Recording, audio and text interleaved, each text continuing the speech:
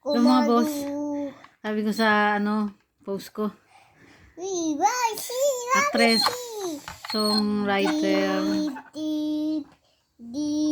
inventor, dancer. Sa reality, kaya ko naman yun lahat. Kaya ko pinost yun. Parang yabang, no? Tunog. Parang yabang pag pinost mo yung gano'n sa sarili mo. Parang yabang dating mo. Hindi kasi dahil influencer ako, kailangan i-post yun kasi napansin ko yung kabataan, dumaming pregnant, teenager pregnant. Hindi pa nila alam paano maging taong nabubuntis. Ang aga nila nagbubuntis kasi tingin ko kahirapan. Ayun, di na sila nangangarap.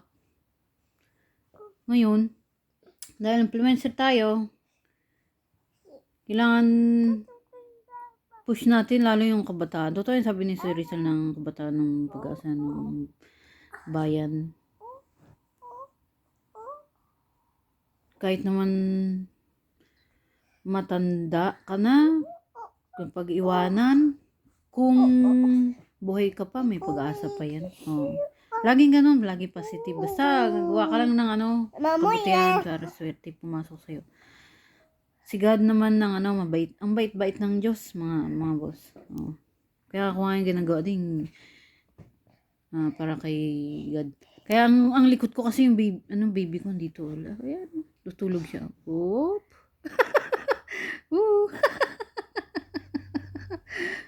Kaya inihele ko. Tutulog ang baby ko. Ngayon, yun. Pag sa mga kabataan, kahit hindi kabataan, matatanda, ganun. Pili lang tayo. Kahit ako, kailangan ko rin pumili ng mga influencer na good influencer. Katulad ni Chichester. Oo. Number 1 sa akin yan. Si Labrador, okay naman. Sino ba? Madam Kilay, nakakatuwa yun. Okay naman siya. Cherry White, minsan nanonood ako. Di lahat naman sila pinapanood ko. Ang dami niyan eh. Sir Bastoyo, Makagago. Dami niyan, di ko na bagitin lahat. Dami ko ring ludi. Ngayon, minsan nanonood ako kasi, syempre, gaalaga kong anak. Minsan lang. Ayun. So, tingin ko yung ang kabataan ngayon, dahil sa kahirapan, kaya nangyayari yun. Ito yung paborito ko, si Mickey Mouse, Ayan, pagising ko sa umaga, siya, double meaning siya. Work, mag-work ka agad, kumilos ka agad, yan, Ganda, no? Ayun. So, yun lang mga boss,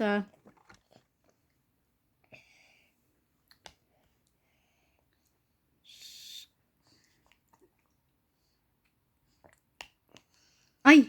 Dagdag ko pala. Kalimutan ko. Ayun. Sana may balak akong ituloy yung bahay na dati yung bahay na kariton. Ngayon natawag ko na doon bahay na ditulak. Pamimigay nga sa pulube. Pero ang problema daming hadlang, Diyos ko. Pero sana itong magawa na. Ang daming hadlang kaya hindi ko nung una tinry namin. Siningil ako ng mahal. Hindi naman na sila naningil. Nakakaya naman hindi mo bigyan. Oo. Mga 5 sila. 5 yung gumawa, 3, 4. Nahiya ako, kaya pina-stop ko. Kasi alam mo naman kada kasi wala akong trabaho ngayon. Oo. Ngayon, tetry ko ulit. Kasi nanganak na ako. Kailangan ko magpapayat. Yung pagkain ko, ko doon kasi charity nga ito. Oo. Para matulungan natin yung kapwa natin. Foreigner yan, Pilipino, basta mahirap. Pagkakaya naman, ito naman, wala akong trabaho, pero yung pagkain, pambili kong pagkain, ko na lang. Kasi charity to kasi, di naman, pag may, lang, sobra. Ngayon, kailangan mag-diet. Kaya, okay lang sa akin. Kahit wala akong trabaho. Pagka, paalala ko lang ha, sa inyo mga boss, pagka may sobra lang, magdo-donate. Pagka wala, wag niyo ipilit. So, ganun din ako. Ako pagka nag-iimbento, pag may trabaho, pag wala akong trabaho, walang anda, walang budget, andon di ako nag-iimbento. Kasi ang mahal din gastos dyan eh. Di balik tayo sa yun nga, daming hadlang, Diyos ko. Hindi ko, pero sana maawa si God. Alam ko mabait naman yan si God eh. Nakikinig siya sa atin. Di man siya tumutulong ng aktual, pero mabait yan si God. So sana ibigay na niya yung wish ko. Para naman mapagpatuloy ko yung bahay na, tawag ko itong bahay di tulak eh. Lang, invento lang din namin. Invento ko, ganun. Para makatulong sa mahirap. Bahay na ditulak. Yun nga, daming hadlang. So, hindi ko pa siya hindi ko pa wag muna umasa, wag 50-50 pa eh. Pero, sana itong, itong parating na tuloy na. Oo. Kasi, yung pagkain ko, budget, tayo ng tao, babayad. Kakahiya naman pagkaan. Pero sabi ko, isang tao lang gagawa kasi i-donate yun eh. Bahay na ditulak, tapos wala kasi akong ganun kalaking budget. Kaya sabi ko, isang tao lang, nahiya din ako. Di naman ako abusado, nahiya ako. Sabi ko, lang, siya lang yung kaya kong bayaran eh. Isa lang. Bumayag naman, hintayin lang raw. So, wag mo na umasa, baka, Diyos ko, daming hadlang. Sana tuloy na ito. Tuloy-tuloy, tapos may sobra para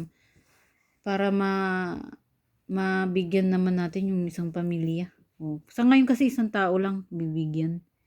Pero hindi pa nga sigurado. Kasi nga